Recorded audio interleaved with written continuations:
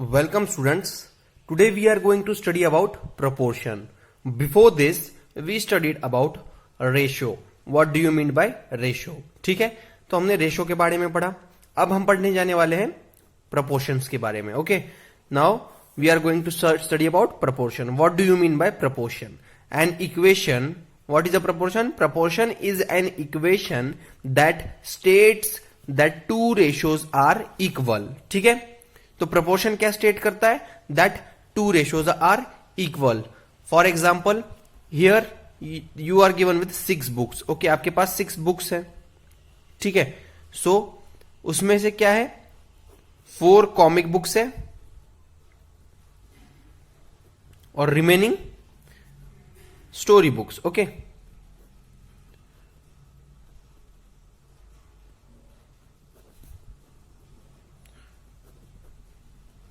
ठीक है, remaining story books है. तो ये देखिए, the ratio of comic books to the total number of story books. तो ये क्या हो जाएगा? Ratio of comic books to the ratio of remaining books. ठीक है, टोटल नंबर्स. तो क्या होगा?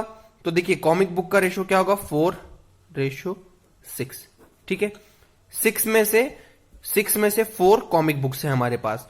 और अगर टोटल ओवरऑल बुक देखी जाए तो 4:2, जिसमें से 4:2 मतलब 4 यहां पे हमारी है कॉमिक बुक और 2 हमारी है remaining story book. So students, now when two ratios are equivalent they are said to be in proportion. मतलब दो रेशियो जब इक्वल होंगे so they are said to be in proportion. If A is equals to A is to B. तो देखिए, ये symbol था is to का, मैंने आपको बताया था.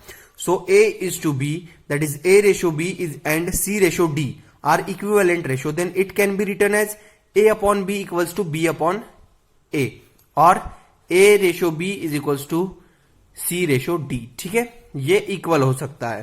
तो the above example can be written as 4/6 is equals to 8/12. तो देखिए, 4/6 जो मैंने बताया था आपको कॉमिक बुक्स का. ठीक है, और यहां पे देखिए ये कॉमिक बुक वाला एग्जाम्पल था कि कितना रेशियो होगा? 4:6. ये होगा कॉमिक बुक का रेशियो. ठीक, और यहां पे देखिए मार्बल का एक एग्जांपल दिया हुआ है, तो जिसमें आपको पूछा हुआ है the ratio of blue marbles to the total number of marbles. तो ब्लू मार्बल्स कितने हैं? 8:12. टोटल मार्बल्स 12 है. तो और ब्लू कितने उसमें से? ब्लू है 8 मार्बल्स. ठीक है, तो देखिए, अब देखिए अगर उसे देखा जाए तो ये 4/6 इज इक्वल्स टू 8/12 होगा. ठीक है, तो ये इक्विवेलेंट रेशियो होंगे. तो इसे हम कहेंगे कि both ratios are in proportion.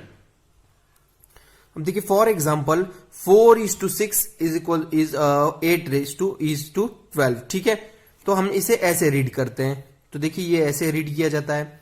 ठीक, तो वैसे ही सेकेंड टर्म, यहाँ पे फर्स्ट टर्म क्या है? ये ए, सेकेंड टर्म है बी, और थर्ड टर्म है हमारी सी, और फोर्थ टर्म डी है. ठीक है, तो ये सेपरेट हो गया. यहाँ पे first term 4, second term 6, third term ये और फोर्थ टर्म ये. ओके, अब देखिए, अब इसे ये सेंटर टर्म से ये मीन है, और ये जो लास्ट के टर्म है ये एक्सट्रीम्स है. एक्सट्रीम्स. ठीक है, the product of mean is equal to the product of extremes, that is BC equals to AD. Okay, AD और बीसी ये इक्वल होंगे. ठीक है, B into C, product of mean is equals to product of extremes. So this is also known as cross product. तो देखिए, A into D, B into C. अगर आप ऐसे करेंगे तो देखिए आपका मीन क्या होगा? मीन होगा यहाँ पे 6. वैल्यू अगर आप पुट करते हैं तो देखिए हमारे पास वैल्यूज कौन सी थी? 4/6 इज इक्वल टू 8/12. ठीक है, तो देखिए यहां पे हम वैल्यू पुट करेंगे 6 इंटू 8 48 और 4 इंटू 12 48. तो ये इक्वल हो जाएगा दोनों का प्रोडक्ट. ठीक है, तो ऐसे आपको कंफर्म करना है. तो यहां पे देखिए कुछ एग्जांपल दिए हुए हैं. Are 30 40 50 and 30 40 45 and 60 in proportion. तो आपको चेक करना है. ठीक है, so first method, convert them into simplest form and check. तो सिंपलेस्ट फॉर्म में कन्वर्ट करेंगे तो 3/4 हो गया इसका सिंपलेस्ट फॉर्म, इसका 45/3/4 हो गया. तो इसका मतलब ये दोनों इक्वल है. ठीक है, hence they are in proportion. 3/4 equal है, that's why they are in proportion. Use cross product. अब क्रॉस प्रोडक्ट ऑफ एक्सट्रीम. तो देखिए, अब यहां पे था ये हो जाएंगे आपके एक्सट्रीम, ये हो जाएंगे आपके मीन. तो इन दोनों का प्रोडक्ट इंटू इन दोनों का प्रोडक्ट सेम आना चाहिए. ठीक है, तो देखिए ये आ जाएगा 180 और 40 इंटू 45 क्या होगा आपका आंसर 1800। तो देखिए यहाँ पे भी 1800 आएगा, ये देखिए ये इसके दो, ठीक है, ये 1800 होगा। तो देखिए ये भी 1800, ये भी 1800, तो इसका मतलब they both are similar, product means तो दे आर इन प्रपोर्शन। तो प्रपोर्शन में चेक करने के लिए क्या करना है आपको, बस क्रॉस प्रोडक्ट करना है। तो 6 7 जा करेंगे आप तो 42, और 8 9 जा करेंगे तो आप 72 आएगा। तो इसका मतलब they are not in proportion, ठीक है, तो hence they are not in proportion, ये वाले नहीं होंगे। तो बस आपको यहाँ पे सिंपली ये चेक करना है प्रपोर्शन में है या नहीं। तो ये देखिए क्रॉस प्रोडक्ट, फिर ये इसका क्रॉस प्रोडक्ट। तो देखिए 3 6 18, 5 4 20, so they are not in proportion, ठीक। तो अब देखिए these two ratios will be equivalent, 3/4 is equals to 5/6। Let us check, तो इक्विवेलेंट है कि नहीं ये हमें चेक करना है। So this two ratios will be equivalent if 3/4 equals to 5/6, ये इक्वल होंगे तब। Let us express both this fractions with a common denominator. So common denominator लेंगे, the common denominator would be LCM of 4 and LCM of 6, that is 24, ठीक है, sorry 12 लिया LCM इन्होंने, ठीक है, 12 लिया, 4 3 तो यहाँ पे 9 आ जाएगा ऊपर, और 9/12, और ये हो जाएगा 10/12। तो देखिए 9/12 is not equals to 10/12, that means they both are not equivalent, ठीक है। तो ये इक्विवेलेंट नहीं है। आप ऐसे भी देख सकते हैं, इसका क्रॉस प्रोडक्ट क्या होगा, 3 6 18, इसका होगा 20, तो ये इक्वल नहीं है, तो इसका मतलब they are not in proportion, okay. So now what you are going to see, to find the missing term in the proportion. अब प्रपोर्शन में मिसिंग टर्म कैसे फाइंड करते हैं, देखिए यहां पे आपको एग्जांपल दिया हुआ है 3:x is to 12 is to 16, तो value of, find the value of x, ठीक है। तो अब आप क्या करेंगे, ये इक्वल टू दिया हुआ है ना, तो आप क्या करेंगे, इसे इसका क्रॉस मल्टीप्लीकेशन करेंगे और फिर इसका क्रॉस मल्टीप्लीकेशन करेंगे। 16 3 आपके पास आएगा 48 इंटू 12x, तो यहाँ पे आपकी वैल्यू आ जाएगी, ठीक है। सो आई होप यहाँ पे आपको ये समझ में आ गया होगा कि कैसे आपको वैल्यू फाइंड करनी है, ठीक है। तो यहां पर आप कंफ्यूज मत होइएगा, आपको जो भी वैल्यूज दी होती है उसको कैसे फाइंड करते हैं मैंने आपको बता दिया है। तो देखिए direct variation, now let's no more, direct variation क्या होता है, वेरिएशन के बारे में देखते हैं, ठीक है। Direct variation when two quantities increase और डिक्रीज इन सेम रेशो, ठीक है।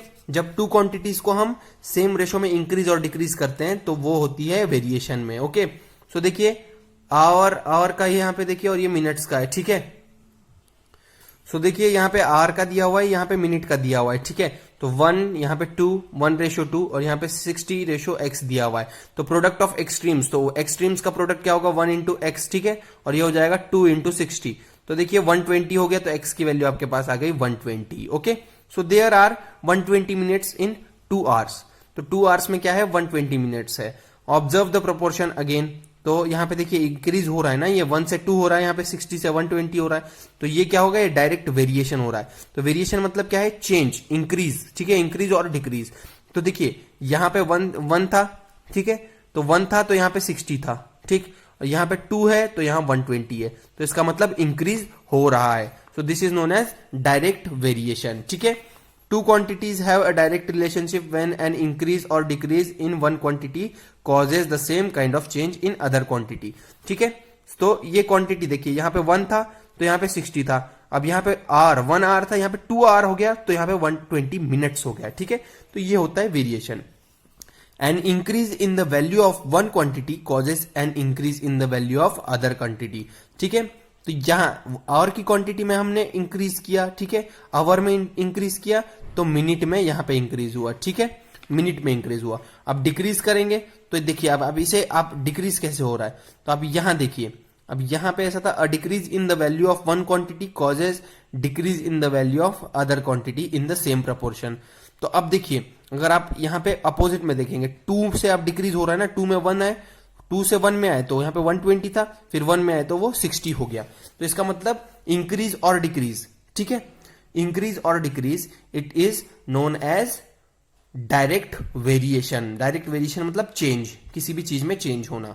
सो अब हम देखेंगे यूनिटरी मेथड के बारे में। What is unitary method, okay students. Now in unitary method, here you are given with example that Priya and Poonam went to a market and purchased 1 kg of sugar for 40 rupees. Okay. They brought 1 kg potatoes for 25 rupees, 1 kg tomatoes for 35 rupees, and from another shop. Okay. Then Poonam bought a bottle of orange juice and paid ₹20 to the shopkeeper. Okay, so now observe the quantity. Okay, आपने quantities देखी वहां पे, क्या क्या quantities थी? 1 kg sugar, 1 kg tomato, okay, then 1 bottle juice. ठीक है, तो हमने ये देखा कि वहां पे क्वांटिटीज जो थी वो डिफरेंट टाइप की थी. Okay, observe the quantity of each item. What do you observe? There are different quantities of, ठीक है, there are different quantities of objects. The quantity of each talks about dash unit. ठीक है, kilogram. यहाँ पे quantity किस चीज की बात कर रहे हैं हम? केजीज में बात कर रहे हैं. Okay, so what if the value of multiple unit is given? Can we find out value of single unit? Multiple unit की वैल्यू कैसे फाइंड कर सकते हैं हम सिंगल यूनिट में? The answer to this is unitary method.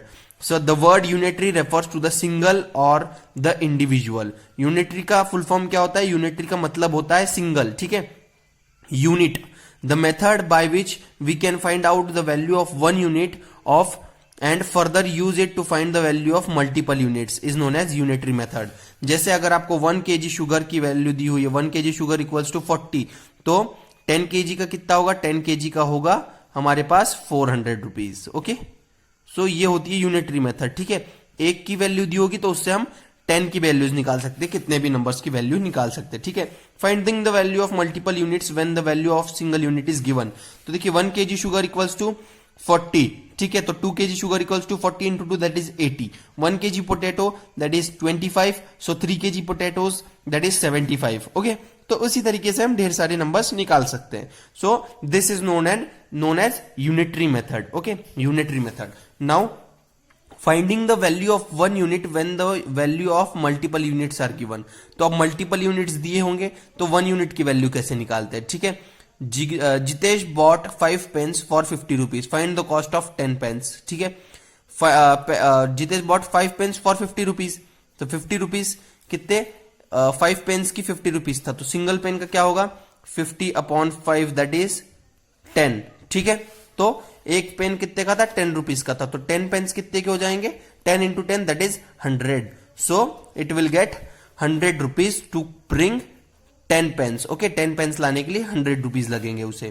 तो ये था हमारा इसके लिए example. Okay, now Rehana used 4 liter of orange juice and some lemonade to make a fruit punch. Okay, fruit punch बनाने के लिए 4 liter ऑरेंज जूस यूज किया और फिर लेमनेड यूज किया हुआ है. Okay, so the ratio of amount of orange juice to the amount of lemonade used was 2:3. Find the amount of lemonade Rehana used. ठीक है, लेमनेड कितना यूज किया गया है? ओके, तो ऑरेंज जूस हमने ले लिया 4 liters और लेमनेड को हमने क्वेश्चन मार्क ले लिया. तो 2 units of 4 liter, that is 2 unit equals to 4 liter. ठीक है, एक यूनिट क्या होगा फिर? एक यूनिट होगा 2 liters. ठीक, सो 1 unit इक्वल्स टू 2 liters. देखिए 1 unit 2 liters है. 3 units का क्या होगा? 2 into 3, तो 2 into 3 6 liters. तो इसका मतलब लेमनेड कितना यूज हो गया उनका? 3 liters. तो 6 liter लेमनेड यूज हुआ है. तो ये थी first method. Now second method, orange juice और लेमनेड. यहाँ पे ऑरेंज जूस 4 into 2, तो ट्वाइस है इसका, और ये भी ट्वाइस है इसका, देयरफॉर 6. इसका ट्वाइस क्या होगा? 6 होगा. यहाँ पे 2 का ट्वाइस था, 2 into 2 4 था, तो अब मल्टीप्लाई 2 से करेंगे तो क्या आएगा? 6 liters.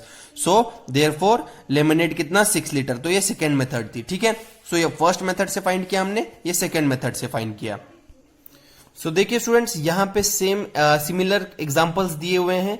तो देखिए यहाँ पे 3 boxes का था 24, तो 1 box का हम निकालेंगे. 1 box की यूनिट क्या आ जाएगी? 8 आ जाएगी. 24 divided by 3, that is 8. Okay, तो 8 आ गया. उसके बाद यहाँ पे 2 पेयर्स है, तो 2 क्या आ जाएगी? 16 आ जाएगी. और यहाँ पे कितने? 4 है, तो यहाँ पे आ जाएगा 32. ठीक है, सो जब इसे कंबाइन करेंगे तो 72 आ गया हमारा. टोटल 9 यूनिट्स है, तो टोटल कितना आ गया हमारा? 72. तो ऐसे ही आपको कुछ वैल्यूज फाइंड करनी है. ठीक है, सो देखिए प्रोपोर्शन में हमने देख लिया product of extreme is equals to product of mean, AD is equals to BC. तो ये था प्रोपोर्शन के बारे में. ठीक है, डायरेक्ट वेरिएशन और यूनिटरी मेथड. ठीक है स्टूडेंट्स, तो यहां तक हमने क्लियर कर लिया है. So now we will see about percentage. What do you mean by percentage? ठीक है, तो परसेंटेज के बारे में हमें थोड़ा सा ही पढ़ना है. तो देखिए, a ratio of number 200 is called as a percent. Okay, percent means per 100 and is represented by the symbol percent. देखिए परसेंट का सिंबल ये होता है ये, तो परसेंट मतलब क्या होता है, अ रेशियो ऑफ नंबर टू 100। तो 200 रेशियो ऑफ नंबर, ठीक है, 2:3 इंटू 100, ठीक है। तो ये हो गया इसका परसेंट, ऐसे परसेंट निकाला जाता है, ठीक है। सो percent means per 100 as it is represented by the symbol this. Percent like ratio is use to compare two quantities, ठीक है। परसेंटेज किस चीज के लिए यूज होता है, टू क्वांटिटीज को कंपेयर करने के लिए, ठीक है। सो देखिए स्टूडेंट्स, यहां पे कन्वर्टिंग फ्रैक्शन टू परसेंटेज, तो फ्रैक्शन को परसेंटेज में कैसे कन्वर्ट करना है। She took 100 squares, okay, grid 100 square grids and shaded half of it, that is 50 squares. तो 50 अपॉन 100 दैट इज 50%, ठीक है। Multiply the given method to, second method, ये फर्स्ट मेथड थी, second method multiply the given fraction by 100। तो देखिए आपका क्या हो जाएगा 1/2, ठीक है। 1/2 था, अब इसे हमने 100 से मल्टीप्लाई कर दिया, तो देखिए 2 1 जा 250 जा, तो ये हो गया 50%। Third method express as a fraction with the 100 as a denominator, ठीक है। तो express as a fraction with 100 as a denominator, तो फ्रैक्शन को हमें क्या करना है, 100 में डिनोमिनेटर लाना है उसके, ठीक है, डिनोमिनेटर में 100 लाना है। तो 50 से ऊपर मल्टीप्लाई किया, 50 से नीचे मल्टीप्लाई किया, so that you will get is 100। तो 50 अपॉन 100 दैट इज 50, ठीक है, 50% ही आपको मिलेगा।